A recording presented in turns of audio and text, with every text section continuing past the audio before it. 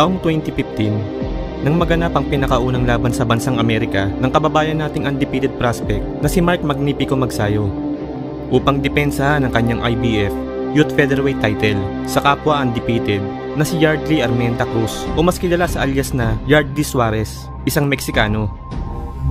Ang labang ito ay isa sa undercard sa main event ng sagupaang Donny Ahas Nietes versus Juan Alejo ng Mexico na pinamagatang Philippine versus the World ng Pinoy Pride 33. Noong mga panahong ito ay may kartada pa lang si Magsayo na 11 wins, 9 knockouts at walang talo. Samantalang si Suarez naman ay may record na 13 wins, 8 knockouts at walang talo.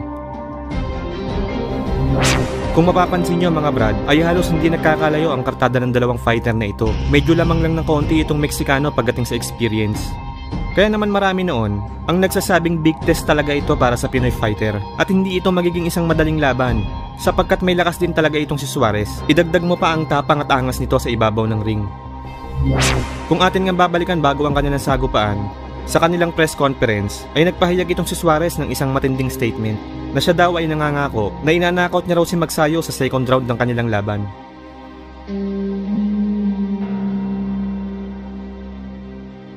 Kumbaga sa pagkain mga brad, itong si Suarez pala ay takaw mata na parang kayang-kaya niya sa unang tingin itong Pinoy fighter. Ngunit ang hindi alam nitong si Suarez ay tila na biktima pala ito ng sinasabi nilang expectation versus reality sapagkat ang expectation nito sa laban ay ito. It looked like a punch to me. I want to just keeping him off. The distance from here on. Ngunit ang reality ay kabaliktaran pala sapagkat siya pala ang mananakaut sa laban imbis na si Magsayo. At ang matindi pa nito mga brad ay nangyari ang nakakahiyang unang pagkatalo nitong undefeated Mexican fighter sa first round. Halos 1 minuto pa lang ang nakakalipas sa laban nang biglang magpaulan itong si Magsayo ng malang machine gun na kombinasyon. Bagsak agad si Suarez mga brad. Nasasaktan. But you have to be aware kasi malakas dito si Suarez. His record good over and down. What a move. Magsayo! A flurry and Suarez is down! Unang down pala! Wow! I'm very impressed with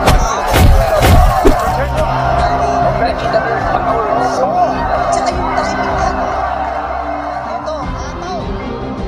Gulat na gulat ang Meksikano sapagkat hindi niya inaasahan na ganito pala kabagsik ang kamao ng Pinoy pagdating sa laban. Bumangon pa naman itong si Suarez mga brad. Ngunit sa pangalawang pagkakataon ay nagpaulan na naman itong si Magsayo ng malang machine gun na kombinasyon. Tsaka yung timing. Finish him! Ito, ataw. Wala si Magsayo. Oh gosh. This is second fight. Wow, I am very impressed with Magsayo right now. Very impressed. Flawless victory. Ang bagyo na ang pangalan Magsayo. Yan ang dumating ngayon From sa Bohol. ring. Oh. Dahil dito ay tagumpay si Magsayo na madepensahan ang kanyang IBF Youth Featherweight title. Samantalang si Suarez naman ay umuwing luhaan pabalik ng Mexico. I win.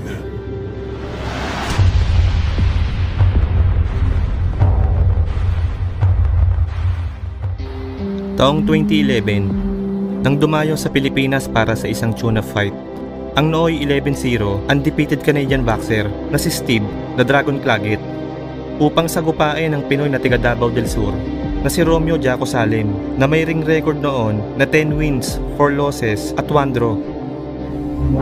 Ang kanilang sagupaan ay naganap sa Cebu City Waterfront Hotel and Casino para sa isang 8-round junior welterweight bout. Sa labang ito ay kumpiyansa ang kampo ng tinaguriang The Dragon na gagawin lamang nitong pataba sa kartada ang Pinoy fighter. Dahil maliban sa pagiging undefeated nito ay mayroon din itong mataas na level ng ring experience pagdating sa boxing. Naging ka-sparring mate nito ang nooy former undisputed welterweight champion na si Sab Judah. Napakalaking bagay nito mga brad para sa isang baguhang prospect pagdating sa experience at tiyak na madami itong natutunan sa kanilang mga sparring sessions. Maliban sa unbeaten record at experience nitong si Claggett, ay idagdag mo na din ang angas nito sa katawan. Sa kanilang weigh-in nga bago ang kanilang mismong laban, kahit na alam niyang dayo lang siya sa ating bansa, ay walang alinlangan itong dinarag-darag ang Pinoy fighter sa harap ng mga kababayan nating Pinoy. Madami itong pinagsasabing trash talk sa kanilang face-off. Literal na in your face mga brad. Is that your best? You will never win. You weak, pathetic fool. Prepare to die. You are nothing. You are pathetic.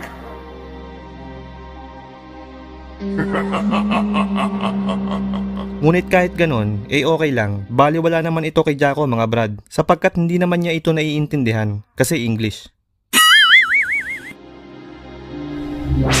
Pagdating sa mismong laban, early rounds pa lang ay kita na agad ang kalamangan ng Canadian fighter. Pagdating sa palitan ng mga suntok, aggressive in-fighting style ang laro nitong si Claggett mga brad. Samantalang si Jacko naman ay tila nangangapa pa sa estilo ng kalaban.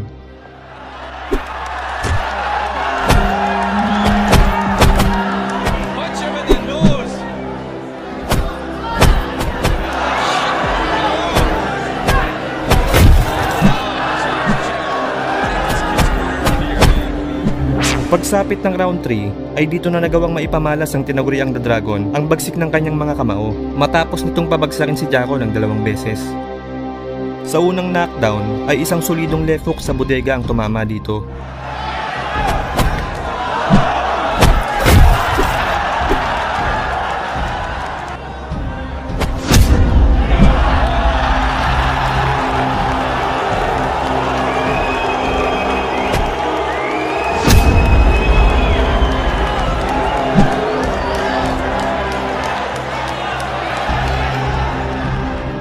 Ilang sandali lamang ang nakalipas, sa ikalawang pagkakataon muli ay isa na namang left hook ang kumonekta sa katawan ng Pinoy fighter.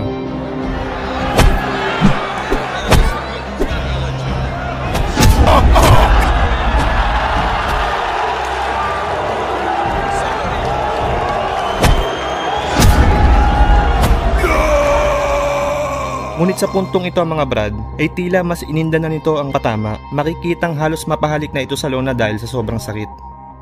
Ngunit sa kabila ng tinamo nitong pinsala, ay dito ka bibilib sa puso ni Jacko Salem pagdating sa laban. Dugong Pinoy talaga mga brad, dahil imbis na sumuko, ay bumangon ito at patuloy na sinabayan ng lakas ng dayong undefeated.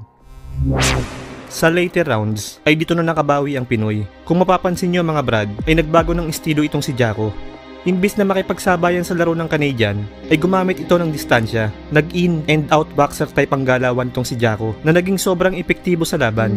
Dahil dito ay unti-unti nang nasira ang laro ng tinaguriang The Dragon at pumabor na ang pace ng laban sa Pinoy fighter.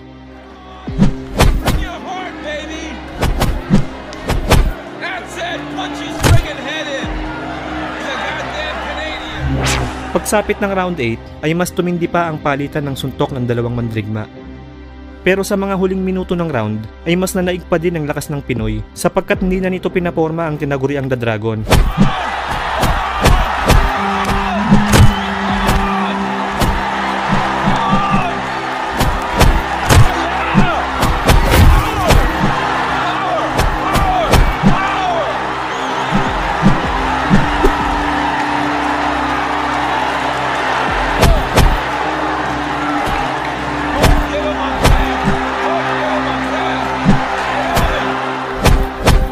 Nabugbog na ito ng gusto, kaya naman itinigil na ng referee ang laban.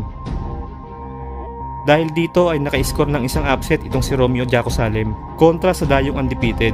Panalo ito via technical knockout sa round 8. November 2014, nang makasagupan ng ating pambansang kamao Manny Pacquiao, ang isang matangkad na Amerikano at nooy undefeated WBO Junior Welterweight Champion na si Christopher Mark Algieri, o mas kilala bilang Chris Algieri, na isang former undefeated welterweight at super welterweight karate and kickboxing champion bago pa man niya pinasok ang mundo ng professional boxing. Ang kanilang sagupaan ay naganap sa Cotai Arena, Macau, China upang niya itong maagaw sa isa pang Amerikanong undefeated noon na si The Desert Storm Timothy Bradley sa pamamagitan ng isang unanimous decision. Sa kanilang sagupaan ay underdog si Algieri sa laban. Ngunit kahit ganon, ay punong-puno ito ng kumpiyansa na makapagbibigay siya ng isang agresibong laban sa Pinoy champion. At kayang-kaya niya din daw sumabay sa malakidlat na bilis nito. Ito ang mismong mga sinabi niya, panoodin nyo. And I'm going to be an aggressive boxer. That's the way that I fight. I throw a lot of punches. I put on a lot of pressure. I set a pace that is very high with a lot of punches thrown with high output. So all my opponents have to adjust to my pace, and for the most part, everybody tires out, and I dominate down the stretch. So that's the plan. At nabanggit din ito mga Brad sa isang interview, kahit daw sa tinalo ni Pacman bago ang kanilang laban na si Timothy Bradley, ay siya daw ang mas angat pagdating sa bilis. Kaya naman nang makarating kay Bradley ang mga pahayag na ito ni Algieri, ay ito ang naging reaksyon niya. Did you just say he's faster than me? Ah, that's hilarious. Tim's fast. He's not really known as a fast guy. It's like, what am I known for, kid? Like, really? Like, really? Fat? Ah, man. He gonna learn. He gonna learn November 22nd, you know, what fast is all about. Manny Pacquiao, lightning fast feet, reflexes, angles. He gonna see what that's like. He definitely is. Good luck to him though, man. Good luck to him. Tama po ang narinig nyo mga Brad. Pinagtawanan lamang ni Bradley itong hambog na si Algieri. At binalaan niya pa ito sa nalalapit na laban niya noon. Kontra sa ating pambansang kamao. Nasabi niya na sa laban daw nila ay doon niya malalaman kung ano ba ang tunay na ibig sabihin ng bilis kapag nakaharap niya na ang isang Manny Pacquiao sa ibabaw ng ring.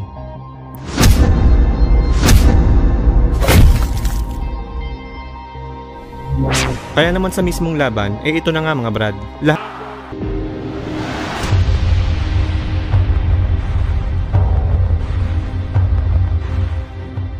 March 2018, nang makasagupan ng kababayan nating si Eugene Rambo Lagos, ang American undefeated super bantamweight prospect na si Emilio "The Kid" Sanchez para sa isang 8-round super bantamweight bout na ginanap sa Fantasy Spring Casino, Indo, California, USA. Bago ang kanilang sagupaan, ay bit-bit ni Sanchez ang malinis na kartadang 15 wins, 10 knockouts at walang talo. Nakilala ito dahil sa kanyang power punches.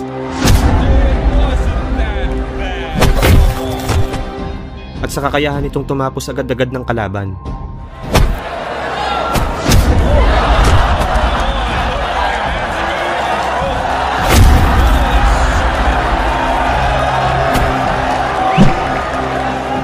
Kaya naman dahil dito ay naging daan ito upang mapansin at mapabilang itong si Sanchez sa mga bigating prospect noon ng Golden Boy promotion. Samantalang ang kababayan naman nating si Eugene Lagos ay kagagaling lang noon sa isang talo at may hindi kagandahang record na 12 wins, 7 knockouts at 5 talo. Heavy underdog si Lagos dito mga Brad at ikinukonsidera ng kampo ni Sanchez bilang pampakondisyon lang nito para sa kanyang paghahanda sa pagsabak kung sakali sa isang world title fight. Sa labang ito, bagamat walang naniniwala noon na mananalo ang dayong Pinoy fighter, ay hindi naman ito pinanghinaan ng loob sa laban. Sa halip, ay nagpakita ito ng tapang at hindi ito nagpasindak sa tigasing undefeated prospect ng Golden Boy. Unang round pa lang, ay makikita na agad ang magandang head movement nitong si Lagos. Episodio inmediatamente empieza a trabajar ahí con buenas combinaciones. Tú bien lo mencionabas, ahí tiene de North Hollywood, California, que tiene 11 victorias de las 16 por la vía del knockout. Ahí trata de venir inmediatamente Lagos para responder. Bagamat nakakatama itong si Sanchez ng ilang mga solid punches, ay baliwala naman ito kay Lagos dahil nakakabawi din naman agad ito ng patama. Debe tener, fíjate, cuidado Sánchez, porque vimos que ya esa izquierda. Pagsapit ng round 2, ay dito na ginulat ni Lagos ang mga manonood nang magpakawala ito ng isang picture-perfect right hook na sumapol ng solid sa mukha ni Sanchez. Emilio Sánchez ha mostrado buena velocidad, buenas combinaciones y precisamente lo que tú mencionabas, it's okay, Emilio, the round's over. You're right, you say, it's okay. El peligro, a pesar de que Sánchez venía dominando el golpe que ya había mostrado el filipino Lagos. Dahil sa sobrang lakas ng tumamang suntok sa Golden Boy undefeated prospect mga Brad, ay pansamantala itong nawalan ng malay. Dahil dito ay nasira ang undefeated record nitong si Sanchez sa kamay ng kababayan nating si Eugene Lagos. Panalo ito via second round knockout. Kadalasan sa laban, kapag nauuna ang yabang, ay madalas nauuwi ito sa isang masaklap na pagkatalo, lalo na kung sa Pinoy mo ito gagawin. Sabi nga nila, never underestimate the power of Filipino fighters.